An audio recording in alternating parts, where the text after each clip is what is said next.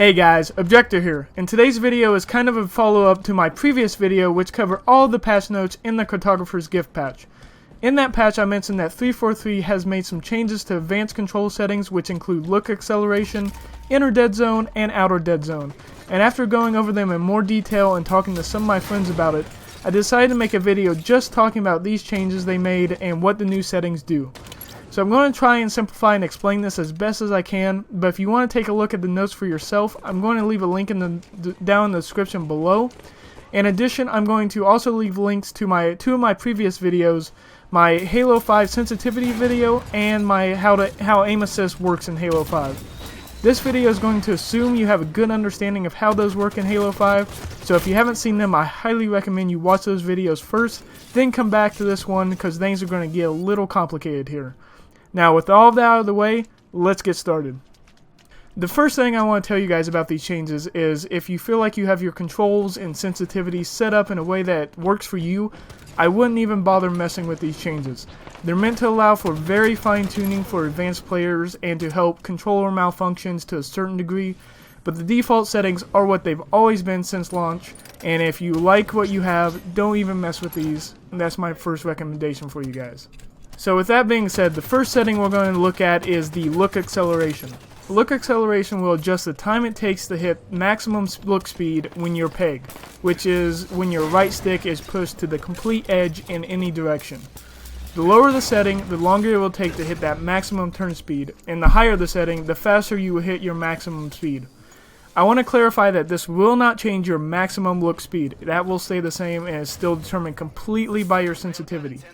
The default for this is set at 3, which is what it has been since Halo 5 since launch, and the Halo 5 beta uses a setting of 2, so if you like the feel of the beta more, then I would say turn it down to 2, but basically if you're turning 180 degrees to shoot at an opponent behind you, a high level will make you hit your maximum speed a little bit faster, which will allow you to make that turn just a little bit quicker. Now where things start to get complicated with this is, as I mentioned in my sensitivity video, Halo 5 has a longer time to kill than most first-person shooters, and because of this, a lower sensitivity than what you would play in games like Call of Duty is usually better, so that you can keep your shots on target just a little longer and be more accurate with them. As long as you're not pegging and having it max turn speed, this shouldn't affect this too much, but what it really could affect is how much the aim assist in Halo 5 helps you track your target. As you saw in that video on Halo 5's aim assist, your cursor will slow down over your opponents and stick to them slightly. If you hit your maximum speed sooner, you run the chance of going past them faster than you're used to. And it is really hard for me to test this and know for sure 100% for you guys.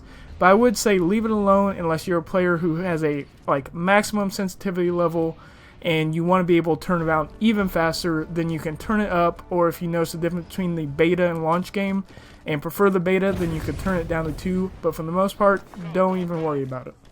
So next up is the inner dead zone setting. If you're not familiar with what dead zone is, it's basically the inner part of a thumbstick where it disregards the movement and doesn't translate that movement into the game. So as time goes on and controllers get older and you use them more, the dead zone of your controller does get bigger over time, which means that you can't make those fine-tuned corrections as easily as you could with a new one. So it is sometimes recommended that every now and then you get a new controller so that you keep your dead zone as small as possible, which is going to be a better aiming experience for you and make things a little bit easier. But what 343 is trying to correct with this setting isn't helping keep your dead zone small, but rather to prevent drift.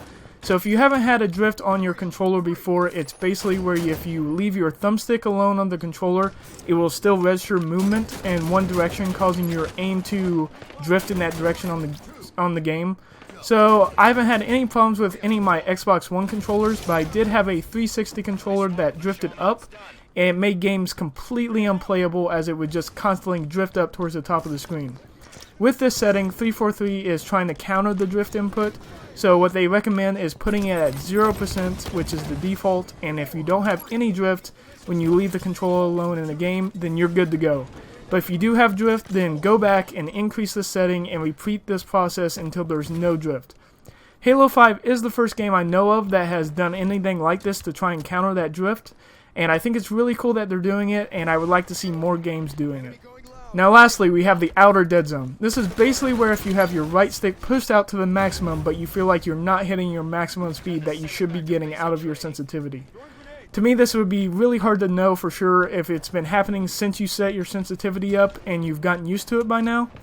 And 343 does say it's hard to test this since it most often is inconsistent and happens when players are clenched or torquing the stick in a weird way. But again, they recommend doing what you did with the inner dead zone and testing it at 0% and moving it up as you need to. And that's all of the new advanced controller settings that came out in Halo 5 with the last patch.